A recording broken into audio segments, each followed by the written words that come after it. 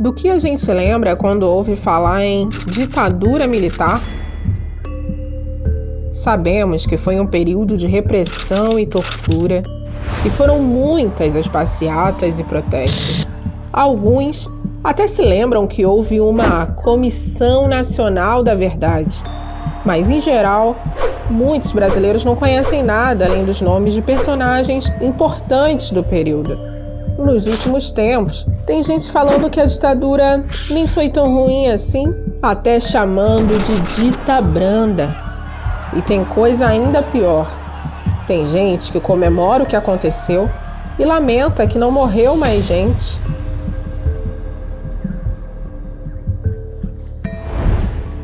Enfim, muitas histórias já foram contadas sobre aquele tempo. Mas quantas histórias ainda falta contar?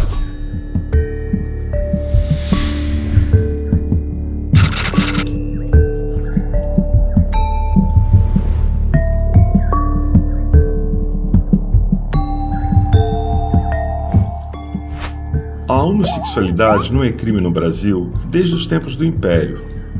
Mesmo assim, durante o período republicano, foi frequentemente enquadrada como um atentado ao pudor, ato obsceno em lugar público ou repressão à vadiagem. A perseguição aos indesejáveis misturava discursos religiosos, legais, médicos e morais.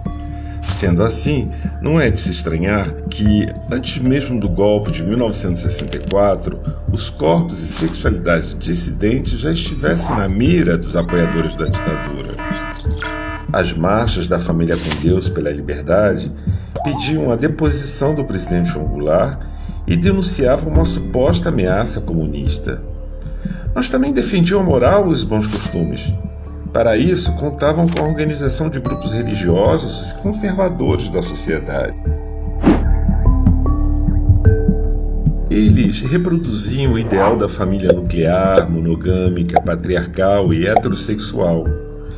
Em sua visão, relações eróticas e afetivas que não correspondessem a esse modelo eram consideradas delinquência, pecado, doença, degeneração, enfim, corrupção da juventude.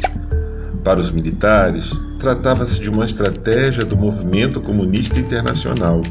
O objetivo? Acabar com as famílias, desestabilizar a sociedade por dentro. Ameaçava-se assim a segurança nacional. Não à toa, durante a ditadura, houve diversas formas de violência de Estado contra a população que hoje chamamos LGBTQIA+. Na cena artística e cultural dos anos 60 e 70, é comum lembrar da Tropicália, dos Desencroquetes ou do Carnaval como sinônimos de liberdade sexual. Isso não quer dizer que o regime era permissivo. Pelo contrário, monitorava-se a apologia ao homossexualismo. Na música, canções que faziam referência explícita ou implícita à sexualidade eram vetadas. Vamos fazer um pecado rasgado, suado a todo vapor. A escritora Cassandra Rios teve 36 obras censuradas pelo simples fato de abordar as relações lésbicas. Na televisão, figuras afeminadas chegaram a ser substituídas da programação. Quem sabe esse programa vai dar ibope, continua a falar.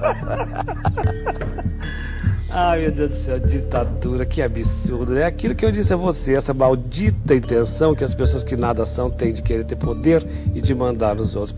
Às vezes decidia-se não censurar uma obra artística, mas só porque temia-se que ela se tornasse ainda mais conhecida.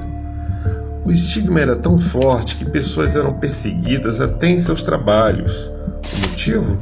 A acusação de homossexualismo. Isso ocorreu nas Forças Armadas, na carreira diplomática e nos setores público e privado.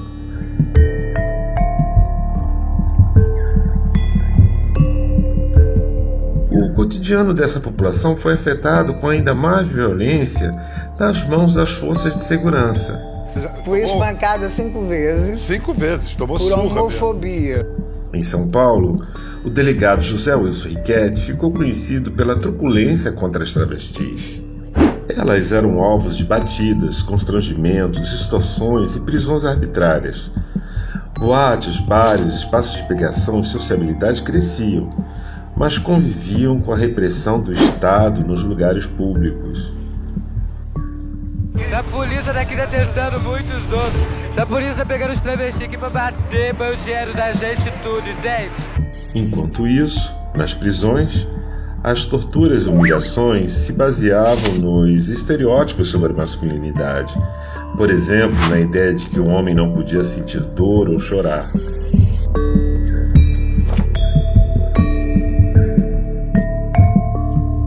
Nos consultórios de medicina, as primeiras cirurgias de redesignação sexual ocorriam na clandestinidade. João Nery, primeiro homem trans a realizar a operação no Brasil, perdeu todo o seu currículo escolar depois de assumir sua identidade. Mais tarde, ele se tornaria um importante defensor dos direitos das pessoas trans. Então, o que eu fiz? Eu não podia entrar na justiça para trocar minha identidade, porque nenhum juiz ia me dar mudança de identidade, né? Eu, hoje ainda sou homofóbico, se imagina naquela época. Eu nem sabia o que era transexualidade. A homofobia era tão forte que existia também nas organizações de esquerda. Herbert Daniel, por exemplo, foi um militante revolucionário, mas antes do exílio, ele teve que esconder a sua sexualidade dos próprios companheiros enquanto lutava. Você é homossexual por quê? Eu respondo, se alguém que é heterossexual me responde como surgiu nele a heterossexualidade, eu sou capaz de dizer como surgiu em mim a homossexualidade. Apenas no final da década de 1970, ficariam mais visíveis as iniciativas ligadas aos direitos dos homossexuais. E a imprensa foi um importante veículo dessa nascente luta. Em 1978, surgiu no Rio de Janeiro o Lampião da Esquina, uma das primeiras e mais importantes publicações feitas para e pelo público homossexual. A denúncia contra o estigma era parte importante dos jornais, que também tratavam de questões de classe, raça, gênero e comportamento. Acreditávamos que não existem lutas secundárias. Essas lutas têm que todas caminhar ao mesmo tempo. Enquanto jornalistas e editores eram ameaçados, bancas de jornal eram alvos de terroristas de direita. Eles exigiam que jornais alternativos parassem de circular. Com as pressões, dissidências internas e competições com a grande mídia, o Lampião acabou fechando. Destino parecido de outras publicações perseguidas por abordar temas relativos à homossexualidade. Também em 78, foi criado o Grupo Somos. Seus atos unificaram homossexuais, negros e feministas contra a violência policial.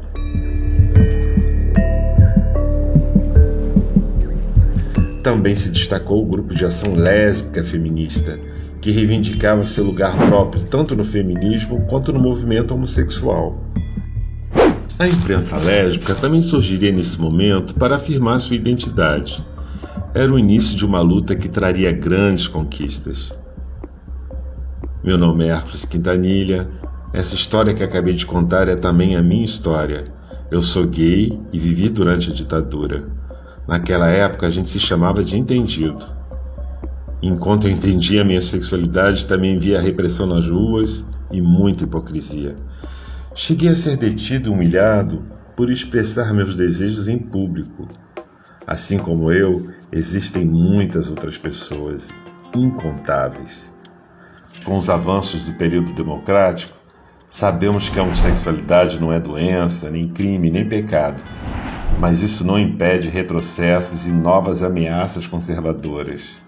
No dia do orgulho LGBT, eu quero dizer a todos que acham que vão me insultar me chamando de viado nessa casa, porque se incomodam com a minha presença aqui, porque não estão habituados a ver um homossexual num espaço de poder e como autoridade da República, que eu sinto orgulho de ser viado. Hoje eu tenho certeza de que o amor não fere ninguém, muito pelo contrário. O que mata é intolerância. Liberdade política e liberdade sexual caminham juntas. Se a gente está aqui hoje dando uma entrevista, eu montada de drag, é porque muita gente morreu e sofreu preconceito para a gente ocupar esse espaço. Isso é fato. Ai, show! Sou feliz, sou drag, sou bonita, bebê.